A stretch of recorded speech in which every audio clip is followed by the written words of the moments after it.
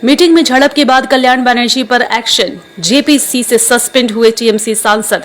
बता दें, मंगलवार को हुई जेपीसी यानी जॉइंट पार्लियामेंट्री कमेटी की बैठक में कल्याण बनर्जी और बीजेपी सांसद अभिजीत गंगोपाध्याय के बीच झड़प हो गई। इस झड़प में कल्याण बनर्जी चोटिल हो गए। कारण, तीखी झड़प के दौरान कल्याण बनर्जी ने पानी की कांच की बोतल फोड़ दी, जिससे उनके हाथ में चोट लग गई।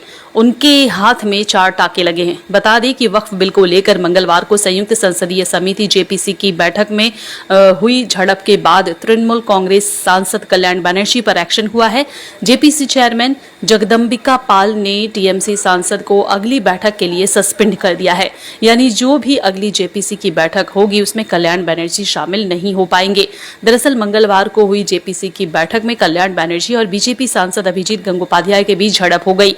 इस झड़प में कल्याण बनर्जी चोटिल हो गए हैं।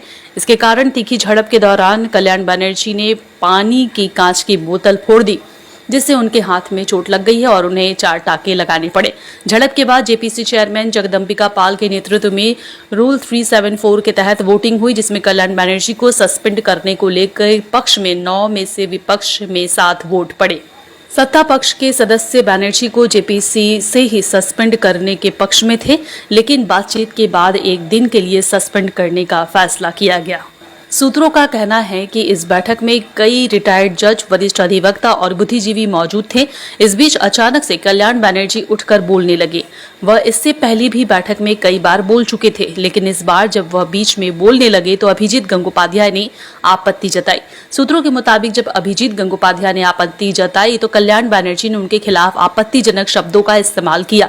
इस बीच दोनों ने एक दूसरे के खिलाफ अभद्र शब्दों का भी इस्तेमाल किया और गुस्से में कल्याण बनर्जी ने कांच की बोतल उठाकर मेज पर पटक दी, जिससे वह चोटिल हो गए। बता दें, वक्फ संशोधन विधेयक पर देश की सियासत इस वक्त गर्म है। मोदी सरकार ने 8 अगस्त को लोकसभा में 2 विधेयक, वक्फ संशोधन विधेयक 2024 और मुसलमान वक्फ यानी खात्मा विधेयक 2024 पेश किए थे। सरकार के मुताबिक इन विधेयकों का उद्देश्य वक्फ बोर्ड के कामकाज के तौर तरीकों में सुधार लाना और वक्फ संपत्तियों का कुशल प्रबंधन सुनिश्चित करना है। विपक्ष ने कुछ प्रावधानों पर कड़ी आपत्ति जताई। उसके बाद इसे आगे की जांच के लिए संसद की संयुक्त समिति को भेजा गया।